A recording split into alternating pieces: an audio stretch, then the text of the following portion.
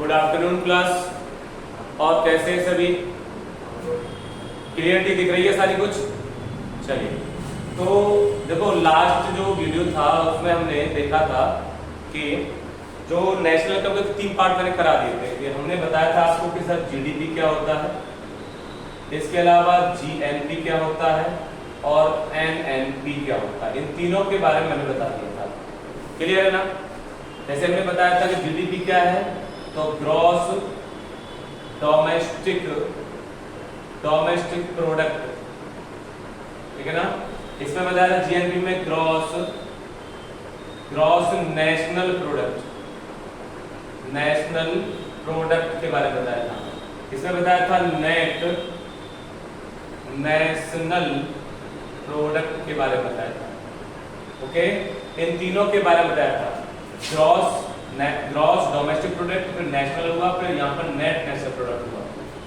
यहाँ तक मैंने बता दिया था क्योंकि इसका एक फॉर्मूला मैंने आपको बताया था कि अगर हमें एनएनपी चाहिए तो 2 तरीके से निकाल सकते हैं बच्चा। वो कौन से हैं? एक तो हम जीडीपी से एनएनपी निकाल सकते हैं, ठीक है, और एक एनएनपी हम निकाल सकते हैं किससे? जीएनपी से निकाल सकते हैं। ओके भाई, जीडीपी से एनएनपी कैसे निकालेंगे? तो यहाँ पर हम ऐड कर देंगे NFIA और माइनस कर देंगे डेप्रिसिएशन। डेप्रिसिएशन क्या होता है भाई? GDP plus NFIA plus depreciation. Depreciation का मतलब होता है कमी, या तो इसको बोलते हैं ह्रास। ओके, और अगर जीएनपी से में तो जो दोनों को मिला करके क्या बनता है? दोनों को मिला के जीएनपी बनता है, तो माइनस का डेप्रिसिएशन। तो एक फॉर्मूला तो बच्चा हमारा ये था और एक फॉर्मूला हमारा ये था। दोनों तरीके से हम जी और एनएनपी को जो फाइंड कर सकते हैं। क्लियर है बेटा? ठीक है ना? चलिए, अब हम बताते हैं आपको कि फैक्टर कॉस्ट क्या होता है। फैक्टर कॉस्ट कैसे निकालते हैं? फैक्टर कॉस्ट भाई कहने को तो बहुत सारी कॉस्ट होती है। आप कहोगे सर फैक्टर कॉस्ट क्या होता है? मैन्युफैक्चरिंग कॉस्ट क्या होती है? मैन्युफैक्चरिंग कॉस्ट क्या होती है? फिर बोलोगे सर ये बताइए मार्केट प्राइस क्या होता है? इसके अलावा आप बोलोगे सर सेलिंग प्राइस क्या होता है? सेलिंग प्राइस क्या होता है? ठीक है ना। मार्केट कॉस्ट कह सकते हो, सेलिंग प्राइस क्या होता है, मार्केट प्राइस क्या होता है, या फिर MRP क्या होता है। और सर जो डिस्काउंट मिलता है, वो डिस्काउंट जो मिलता है वो कौन सी प्राइस पे मिलता है? Factor cost per, manufacturing cost per, market price पर, सेलिंग प्राइस पर, या एमआरपी पर। हमने देखा है कि जैसे मान लो हमारा कोई भी प्रोडक्ट है, दिख रहा है यहाँ तक, कोई प्रोडक्ट है, इस प्रोडक्ट का XYZ नाम है और इस पर एमआरपी दिया हुआ है। उन्होंने कहा कि 600 रुपीज का एमआरपी दिया हुआ है। अब ये हमें कह रहा है कि हम आपको 25% क्या देंगे? इस पर डिस्काउंट देंगे। तो बेटा ये एमआरपी पर डिस्काउंट मिलता है। किस पर मिलता है? एमआरपी पर डिस्काउंट मिलता है। तो अब ये जो क्या है, ये एमआरपी है, एमआरपी पर डिस्काउंट मिला तो 25% कितना हुआ इस पर? 400, कितना हुआ? 50। तो ये 450 ये क्या हो गया? तो ये हो गया बेटा सेलिंग प्राइस। ये क्या हो गया हमारा? सेलिंग प्राइस हो गया। सेलिंग प्राइस हो गया एमआरपी पर। और इसमें क्या, सेलिंग प्राइस में क्या इंक्लूड होता है? सेलिंग प्राइस में इंक्लूड होता है कॉस्ट प्राइस प्लस इसमें प्रॉफिट इंक्लूड होता है, या प्रॉफिट या फिर लॉस कह सकते हो, प्रॉफिट एंड लॉस। लेकिन ध्यान रखना बच्चा, अगर कोई प्रोडक्ट जब बन के तैयार होगा तो उसकी जो फैक्टर कॉस्ट निकल के आएगी, हम इसको क्या बोलेंगे? देखो ध्यान से, कोई प्रोडक्ट बन के तैयार होगा तो उसकी फैक्टर कॉस्ट को बोलते हैं हम साधन लागत। क्या बोलेंगे? साधन लागत। मतलब उस प्रोडक्ट को बनाने में, मैन्युफैक्चरिंग करने में कितनी कीमत या कितनी वैल्यू वहां पर आ रही है। मार्केट प्राइस जिस मूल्य पर बाजार में, मार्केट में अवेलेबल होता है, मार्केट में तो इसकी वैल्यू क्या होगी? मार्केट में इसकी वैल्यू क्या रहेगी? सेलिंग प्राइस को, या तो जिस पर ये सेल किया जाता है। और एमआरपी क्या होता है? एमआरपी बताया इस पर डिस्काउंट दिया जाता है। ठीक है, तो हमें यहाँ पर क्या फाइंड करना है? हमें चाहिए फैक्टर कॉस्ट। हमें क्या चाहिए, हमें फैक्टर कॉस्ट चाहिए। अब फैक्टर कॉस्ट कैसे निकालेंगे, ध्यान से सुनो बेटा। फैक्टर कॉस्ट निकालने के लिए किसी भी प्रोडक्ट की फैक्टर कॉस्ट निकालें, किसी भी प्रोडक्ट की फैक्टर कॉस्ट निकालें तो अब मैं आपसे पूछता हूं, मान लो हमें कोई प्रोडक्ट को बनाना है, कोई भी प्रोडक्ट को हमें क्या करना है, बनाना है, मैन्युफैक्चरिंग करनी है, इसकी मैन्युफैक्चरिंग करनी है। क्या क्या चीजों की रिक्वायरमेंट होगी, सबसे पहले हमें क्या चाहिए सर, हम सबसे पहले कैपिटल चाहिए। कैपिटल मतलब सर पूंजी चाहिए, पैसा चाहिए नहीं चाहिए, यस और नो। अच्छा दूसरे नंबर पे हमें क्या चाहिए सर, एक ऐसा स्थान चाहिए जहां पर ये प्रोडक्ट क्या करे, जिसपे बनाया जा सके। प्रोडक्ट बनाने के लिए कोई जगह चाहिए, ठीक है।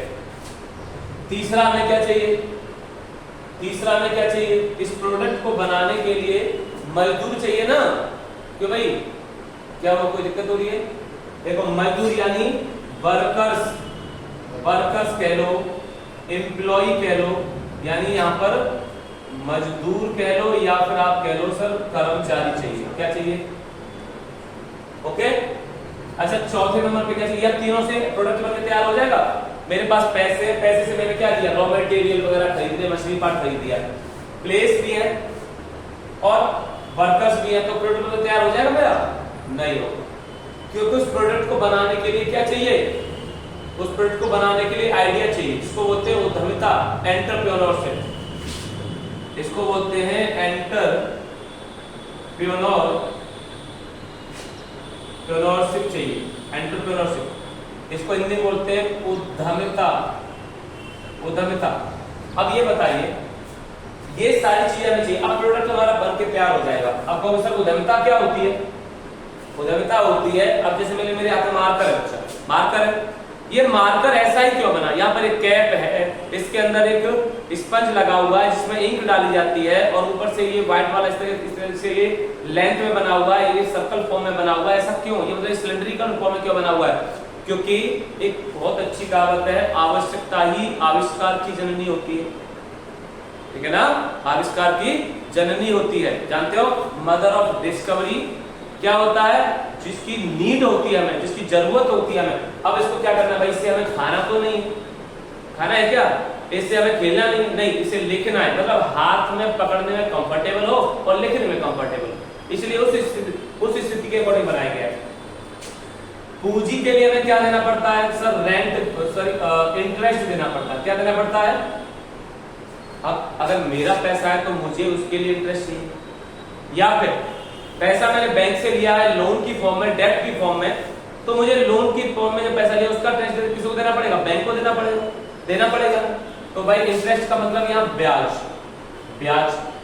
अच्छा इधर आज ये प्लेस की बात करें, प्लेस के लिए रेंट देना पड़ेगा, मेरा खुद का प्लेस है तो उसके लिए मुझे चाहिए प्रॉफिट, या फिर अगर मैं किसी और के यहाँ पर मैंने अपना ऑफिस डाला हुआ, कंपनी डाली हुई, कारखाना डाला हुआ, तो उसके लिए क्या देना पड़ेगा सर, किराया देना पड़ेगा, ठीक है। जैसे मान लो हमारी ब्रांच है, कोचिंग सेंटर है, तो आप ये बताओ ये दूसरे की जगह पर, तो हमें इसके लिए क्या देना पड़ता है, रेंट देना पड़ता है, वैसे यहाँ रेंट देना पड़ेगा। वर्कर्स को क्या देना है, जल्दी बताओ सर, वेजेज, मजदूरी या सैलरी जो होती है, सैलरी, ठीक है ना, ये देना पड़ेगा। अच्छा एंटरप्रेन्योरशिप का मतलब होता है प्रॉफिट, क्या होता है बच्चा, इसका मतलब प्रॉफिट यानी लाभ। अब देखिए हम एक प्रोडक्ट का फैक्टर कॉस्ट निकालेंगे, फैक्टर कॉस्ट कैसे निकलेगा, साधन लागत कैसे निकलेगी, देखो ध्यान से ये बताओ। ब्याज मान लो हमने कहा सर ये मार्कर की वैल्यू निकाल लो, ये मार्कर की वैल्यू निकाल लें, ठीक है ना। मार्कर की वैल्यू कैसे निकलेगी, देखो जैसे मार्कर मार्केट में अवेलेबल है, फॉर एग्जाम्पल 25 रुपीज का, 5 रुपए यहाँ से, 5 रुपीज यहाँ पे मान लो इसका कॉन्ट्रीब्यूशन, 5 रुपीज यहाँ पे कॉन्ट्रीब्यूशन मान लो, और 5 रुपीज यहाँ पे कॉन्ट्रीब्यूशन, टोटल कितना हुआ 20 रुपीज, ओके। ये 20 क्या है, ये कॉस्ट प्राइस, इसको फैक्टर कॉस्ट लिखते हैं। अगर फैक्टर कॉस्ट अभी तो कहां पर है, अभी वहीं पर है प्रोडक्ट जहां पर बनके तैयार हुआ है, अब कहां जाएगा, लॉन्च होगा मार्केट में, मार्केट में लॉन्च होगा, लॉन्च होने के लिए इस पे लग जाएगा इनडायरेक्ट टैक्स, क्या लग जाएगा बेटा, इनडायरेक्ट टैक्स लग जाएगा।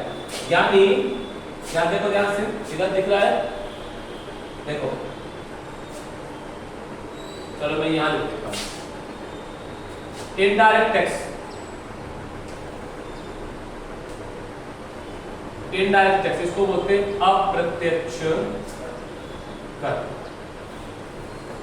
ठीक है ना। अच्छा इनडायरेक्ट टैक्स ये लग जाएगा, मतलब यहां पर क्या हो गया सर, जो फैक्टर कॉस्ट है, फैक्टर कॉस्ट जो है उसमें ऐड हो जाएगा आई, उसमें ऐड हो जाएगा NIT। अब NIT क्या होता है सर, NIT का मतलब होता है देखो net indirect tax, net indirect tax होता है, मतलब ये नोट कर लिया होगा, ठीक है ना। नेट इनडायरेक्ट टैक्स क्या होता है, सुनो ध्यान से, जैसे मान लो 20 रुपीज का हमारा एक प्रोडक्ट बनके तैयार हुआ, इस पर इन्होंने 18% का क्या लगा दिया, GST लगा दिया। साथ GST मतलब इनडायरेक्ट टैक्स है, इनडायरेक्ट टैक्स है GST, यस और नो। फिर कुछ प्रोडक्ट पे गवर्नमेंट दे देती है क्या, सब्सिडी, क्या देती है, सब्सिडी देती है ना, तो सब्सिडी को क्या करेंगे, माइनस करेंगे, यानी यहां से हमें मिल जाएगा NIT। NIT क्या होता है, इनडायरेक्ट टैक्स माइनस सब्सिडी, यानी मान लो यहाँ पे उन्होंने कहा कि 2% का इन्होंने क्या दे दिया, सब्सिडी दे दिया, तो 16% ही बचा। 16% का मतलब क्या हुआ, यहाँ पर मार्केट में जब लॉन्च होगा तो मार्केट प्राइस क्या निकल के आएगा बच्चा, तो मार्केट प्राइस 20 तो है ही है, प्लस यहाँ से 18% मतलब 1.8 कितना होगा, 3.6 हो गया, और यहाँ 2% घटा दो 16 दूनी 32, 3.2 रुपीज और ऐड हो जाएगा, यानी इसकी वैल्यू हो गई 23 रुपए 20 पैसे, यही वैल्यू होगी ना बेटा। तो ये मार्केट प्राइस निकल के आ गया, समझ में आ गया, ये क्या निकल के आ गया हमारा, ये निकल के आ गया हमारा मार्केट प्राइस।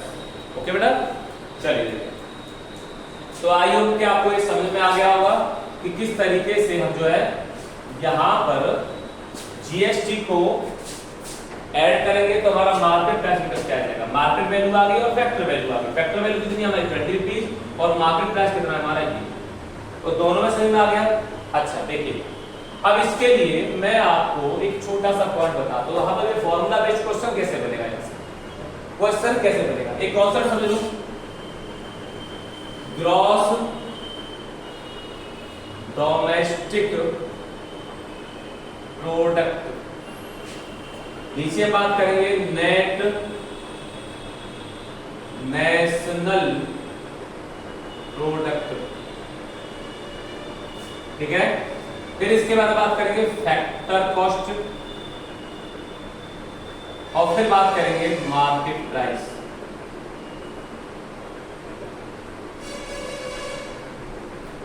ठीक है ना, हिंदी में लिखना चाहोगे तो इसको बोलते हैं सकल, इसको बोलते हैं घरेलू, इसको बोलते हैं उत्पाद, ऐसे यहां पे इसको बोलते हैं शुद्ध राष्ट्रीय उत्पाद, इसको तो मैंने बताया साधन लागत बोलते हैं, और इसको बोलते हैं बाजार मूल्य। कोई दिक्कत नहीं ना बेटा। अब देखो ये यहाँ पर समझने का बहुत ज्यादा इंपॉर्टेंट पॉइंट है, अगर यहां समझ गए तो क्वेश्चन को चुटकियों में सॉल्व कर दो। तो डेफिनेटली बात अलग है कि जीडीपी क्या होता है, जीएनपी क्या होता है, एनएनपी क्या होता है। अभी क्वेश्चन जो मैं बताऊंगा पहले इसको समझो, फिर मैं बताऊंगा क्वेश्चन एग्जाम में आएगा कैसे। ग्रॉस से अगर हमें नेट चाहिए, ग्रॉस से अगर नेट चाहिए तो माइनस करेंगे डेप्रिसिएशन। ओके, अगर हम ग्रॉस से नेट जाएंगे तो क्या माइनस करेंगे, क्या माइनस करेंगे, डेप्रिसिएशन। और अगर उल्टा जाएंगे यानी यहां नेट से ग्रॉस जाएंगे तो प्लस करेंगे डेप्रिसिएशन। ओके, क्लियर है, क्योंकि नेट में से पहले से ऑलरेडी ये माइनस हो रखा है और फिर वापस जाना चाहते हो ग्रॉस पे, नेट से ग्रॉस निकालना चाहते हो तो क्या करेंगे, तो आपको डेप्रिसिएशन प्लस करेंगे। ऐसे ही यहां पर अगर आप डोमेस्टिक से नेशनल जाते हैं तो प्लस करेंगे NFIA, बताया था मैंने, NFIA प्लस करेंगे। अब आप NFI क्या होता है मैंने लास्ट वाले वीडियो में बता दिया आपको, क्लियर है। और अगर आप उल्टा जाते हैं नेशनल से डोमेस्टिक तो फिर माइनस करेंगे NFIA, ये दिख रहा है अच्छे से, क्लियर दिख रहा है। चलिए अभी समझ में आ गया। उत्पादक और विक्रय वो दोनों सेम है। अब यहां देखो, अगर फैक्टर कॉस्ट से एरो देखो इधर ध्यान से, फैक्टर कॉस्ट से मार्केट प्राइस जाते हो, ठीक है ना, तो क्या करोगे, यहां पर प्लस करेंगे। क्या प्लस करेंगे सर, क्या प्लस करेंगे, जीएसटी। क्या प्लस किया है मैंने यहां पर, जीएसटी। और अगर आप फैक्टर मार्केट प्राइस से उल्टा जाते हो, फैक्टर कॉस्ट को प्लस माइनस कर देंगे जीएसटी। बस ये कॉन्सेप्ट आप समझ जाओ। अभी इस पर बेस में तुम्हें क्वेश्चन बताता हूं, देखो ध्यान से, इस पर बेस में आपको क्वेश्चन बताता हूं। वो क्वेश्चन क्या है, अब कैसा है, हाउ टू फाउंड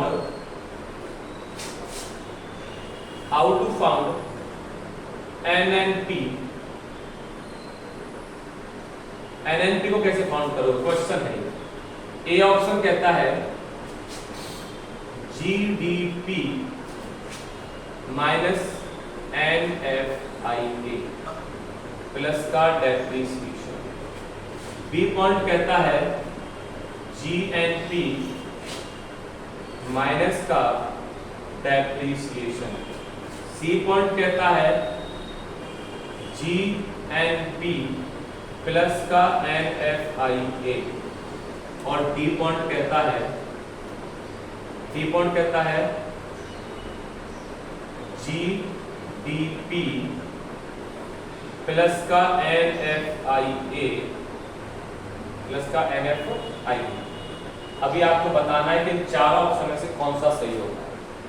अभी देखो क्वेश्चन ये है और इसके आंसर इसमें है। अभी बता दो आप कौन सा, चलो जल्दी से फाइंड करो कौन सा होगा इसमें से, बताओ दोनों में से बताओ। अच्छा ये बताओ हमें क्या चाहिए, एनएनपी चाहिए, तो जीडीपी में से एनएफआई घटाएंगे हम, जीडीपी में से एनएफआई घटाएंगे तो क्या मिलेगा। देखो अगर हम जीडीपी में से एनएफआई घटा देंगे तो ये क्वेश्चन सीधा सीधा गलत हो जाएगा। जीडीपी में से एनएफआई नहीं, जीडीपी में से एनएफआई घटाएगा नहीं, ऐड करना पड़ेगा, तब हमें क्या मिलेगा, एन मिलेगा। देखो डी से अगर हमें एन चाहिए, डोमेस्टिक नेशनल चाहिए, तो क्या करना पड़ेगा, एनएफआई प्लस करना पड़ेगा। तो ये वाला ऑप्शन हमारा क्या हो जाएगा, क्लियर है। दूसरा पॉइंट देखो, जीएनपी से हम क्या कर देंगे, डेप्रिसिएशन माइनस कर देंगे। तो देखते हैं जीएनपी क्या है, तो जी मतलब ये, एन मतलब नेशनल और ये क्लाउड। जीएनपी यही तो है, यस और नो। फिर क्या माइनस किया, डेप्रिसिएशन। अगर ग्रॉस से नेट जाएंगे तो क्या माइनस हो रहा है, डेप्रिसिएशन। तो क्या ये सही नहीं है, बोलिए ऑप्शन क्या है, जीएनपी मतलब ऑलरेडी डोमेस्टिक से नेशनल पहुंच चुके हैं, यानी ये इसमें ऐड है, ये इसमें ऐड है। तो ये तो हमने लिखा ही माइनस डेप्रिसिएशन क्यों है, क्योंकि यहां पर लिखा हुआ है जी और हमें क्या चाहिए, एन, मतलब ग्रॉस से नेट चाहिए, तो क्या है, डेप्रिसिएशन माइनस। तो यहां पर डेप्रिसिएशन को हमने माइनस कर दिया, यानी ये ऑप्शन हमारा सही है। और देख लेते हैं, जीएनपी से हमने एनएफआई ऐड किया है, भाई जीएनपी में एनएफआई ऑलरेडी ऐड है, तभी जीएनपी बना है वो, इसलिए ये क्वेश्चन ये ऑप्शन गलत हो जाएगा। अच्छा इधर आप जीडीपी में एनएफआई ऐड करेंगे तो मेरा केवल ये बनेगा, एनएनपी बनेगा, सॉरी जीएनपी बनेगा। जो जीडीपी है, जीडीपी में एनएफआई ऐड कर दिया तो मेरा क्या बन जाएगा, मेरा ये बन जाएगा, ये दोनों को मिलाकर बनता है ये। लेकिन डेप्रिसिएशन माइनस तो होगा, क्योंकि हमें क्या चाहिए, हमें तो नेट चाहिए, और यहां पर नेट नहीं है। तो यहां पर अगर मैं ऐसे कर दूं माइनस का डेप्रिसिएशन तो मेरा आंसर सही हो जाएगा, लेकिन ये ऐड नहीं है, इसलिए आंसर क्या होगा, कौन सा ऑप्शन सही है। अभी क्लियर हो गया, समझ में आया कि नहीं, क्लियर है। तो ये वाला इस तरीके से बनेगा, ठीक है बेटा। तो आई होप कि आपको समझ में आ गया होगा। चलो एक क्वेश्चन का आंसर आप मुझे देंगे इसका, मैं इसका एक क्वेश्चन का आप आंसर देंगे। चलो मैं इसको ऐसे लिख के दे देता हूं, फैक्टर कॉस्ट से अगर मार्केट प्राइस जाओगे तो यहाँ पर जीएसटी को आपको प्लस करना पड़ेगा, और जीएसटी को प्लस करना पड़ेगा, प्लस जीएसटी, और अगर मार्केट प्राइस से वेक्टर कॉस्ट जाओगे तो माइनस का जीएसटी करना पड़ेगा। अब देखो, और मेरा क्वेश्चन है जीएनपी मार्केट प्राइस से एनडीपी फैक्टर कॉस्ट जाना है, मुझे बताओ क्या माइनस करना है और मुझे क्या ऐड करना है, जल्दी से बताओ। भाई ग्रॉस है, ग्रॉस से नेट जाना है तो क्या करना पड़ेगा, देखो यहां पर आ जाओ, जब ग्रॉस से नेट जा रहा हूं तो क्या कर रहा हूं मैं, माइनस का डेप्रिसिएशन, पहला पॉइंट क्लियर। फिर नेट से डोमेस्टिक जाना है, मतलब सॉरी नेशनल से डोमेस्टिक जाना है। अब नेशनल से डोमेस्टिक ऊपर की ओर तो क्या करना पड़ेगा, माइनस का एनएफआईए, क्लियर बेटा। अब मार्केट प्राइस से फैक्टर कॉस्ट, तो मार्केट प्राइस से फैक्टर कॉस्ट जाएंगे तो जीएसटी को माइनस करना पड़ेगा, ये क्लियर है। एक बार देख लो आप, अच्छे से में आ गया होगा। अच्छा एक लास्ट और पूछता हूं, क्लियर हो गया। मैं इसको हटा देता हूं और यहां मैं थोड़ा सा चेंज करूंगा, यहां पर मैंने चेंज कर दिया, ये ऊपर मैंने एनएनपी कर दिया और यहां पर ये एनडीपी कर दिया मैंने, एनडीपी, और यहां पर मैंने कर दिया एनएनपी, एनएनपी, और यहां मैंने कर दिया फैक्टर कॉस्ट, ठीक है, और यहां मैंने कर दिया मार्केट प्राइस। चलो देखो, एनडीपी नेट डोमेस्टिक प्रोडक्ट और NNP net national product, factor cost से मार्केट प्राइस। चलो देखो, नेट से नेट कोई चेंज है नहीं है, तो डेप्रिसिएशन का मतलब नहीं बनता, नहीं बनता ना, ठीक है। अब कह रहा है डोमेस्टिक से नेशनल, तो डोमेस्टिक से नेशनल जाना है, एनएफआईए ऐड कर दो, एनएफआईए ऐड कर दो, ओके।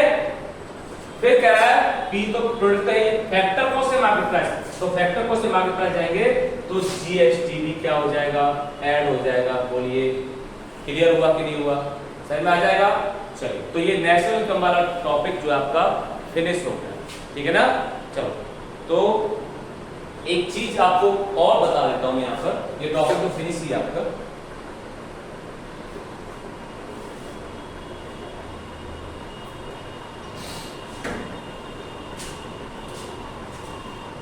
इंडिया का जो भी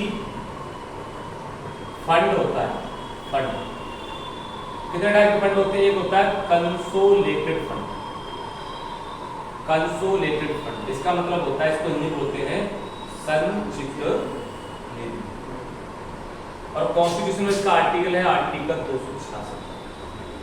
कंसोलिडेटेड फंड, जितना भी इनकम होती है, इनकम जो भी इनकम होगी, चाहे तो वो टैक्सेस से हो, चाहे वो डेब्ट से हो, ठीक है ना, चाहे वो इंटरेस्ट से हो, इंटरेस्ट से हो, मतलब जो भी इनकम होगी वो सब इनकम इसमें इंक्लूड होती है। और जो भी इसमें जो इससे क्या होता है, जो प्री प्लान्ड एक्सपेंडिचर होते हैं, expenditure, pre planned expenditure, for example जैसे मान लो money bill, money bill article कौन सा है 110, financial bill, financial bill article कौन सा है 117। इसके अलावा आप सकते हो बजट आर्टिकल कौन सा है 112।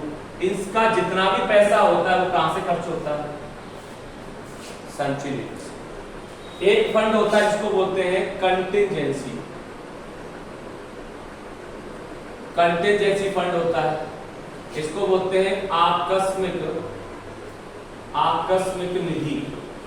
इसका मतलब क्या बच्चा, आर्टिकल कौन सा है 267 आर्टिकल है इसका। इसमें पहले 500 करोड़ हुआ करता था और आज के टाइम में 2021 से इसमें 30,000 करोड़ का, 30,000 करोड़ का मनी, यानी इसमें होते हैं एकदम से अचानक से आने वाले खर्चे, कैजुअल, यानी सडनली अगर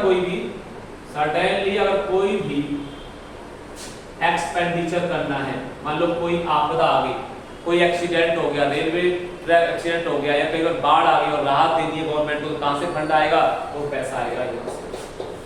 तो बेटा क्लियर है, ये ध्यान रखना। और एक फंड होता है इसको बोलते हैं पब्लिक फंड, पब्लिक फंड होता है।